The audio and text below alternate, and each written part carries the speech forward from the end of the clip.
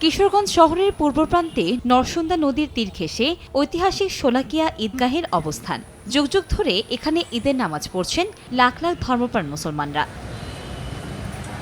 সকাল ৯টায় শুরু হবে জামায়াত। ইমামতি করবেন মুফতি আবুল খায়ের মোহাম্মদ সাইফুল্লাহ। এর মধ্যেই শেষ হয়েছে ঈদগাহ মাঠের লাইন টানা, চুনকাম, অজুখানা মেরামত সহ বেশিরভাগ কাজ। এখন চলছে শেষ মুহূর্তের প্রস্তুতি। ঐতিহ্যবাহী একটা মাঠ, অনেক মানুষ অনেক দূর দূরান্ত থেকে আসে। এর আগে নামাজ পড়ছি। এই যে হাজার হাজার লাখ লাখ মানুষ এখানে আমরা সমবেত হই, এদের সাথে একসাথে নামাজ পড়ার যে একটা অনুভূতি, সেটা ভাষায় প্রকাশ করা যাবে না। ঐতিহাসিক একটা মাঠ, অনেকে দেখতে আসে, দেখে মানুষের এই আর কি একটা সৌন্দর্য আর কি। ঈদের জামাতকে ঘিরে নেওয়া হয়েছে নিশ্ছিদ্র নিরাপত্তা ব্যবস্থা। 4 স্তরের নিরাপত্তা বলয়ে পুলিশ ও র্যাবের পাশাপাশি দায়িত্ব পালন করবে 5 প্লাটুন বিজিবি।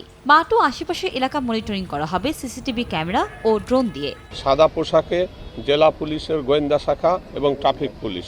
এছাড়া এই এলাকার সার্বিক নিরাপত্তার জন্য আমরা একসাথে র্যাব, বিজিবি, সেনাবাহিনী, জেলা প্রশাসন মিলে একসাথে কাজ করছি। ওয়াচ টাওয়ার থাকতেছে আমাদের 2টি, যেখানে সার্বক্ষণিক আমাদের স্নাইপার সহ অন্যান্য সদস্যরা থাকবে।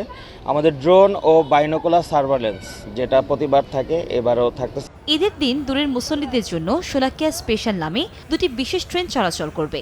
সকাল 6টায় ময়মনসিংহ থেকে এবং পৌনে 6টায় ভৈরব থেকে যাত্রা শুরু করে ট্রেন দুটি কিশোরগঞ্জ পৌঁছাবে সকাল 8টায়। দেশ বিদেশ থেকে প্রচুর মুসল্লি আসেন ঈদের নামাজ আদায় করতে, নামাজে শরিক হতে। সেই ক্ষেত্রে তাদের থাকা খাওয়ার জন্য বিগত দিনে আমরা যেভাবে ব্যবস্থা করেছিলাম সরকারি ব্যবস্থাপনায়, এবারও সেই ব্যবস্থাটি রেখেছি। এবং ঈদ উপলক্ষে বাংলাদেশ রেলওয়ে শোলাকিয়া এক্সপ্রেস নামে 2টি বিশেষ ট্রেনের ব্যবস্থা রেখেছে ঈদের দিন। প্রতি ঈদে এই মাঠে 1,25,000-এর বেশি মানুষ একসঙ্গে জামায়াত নামাজ আদায় করেন।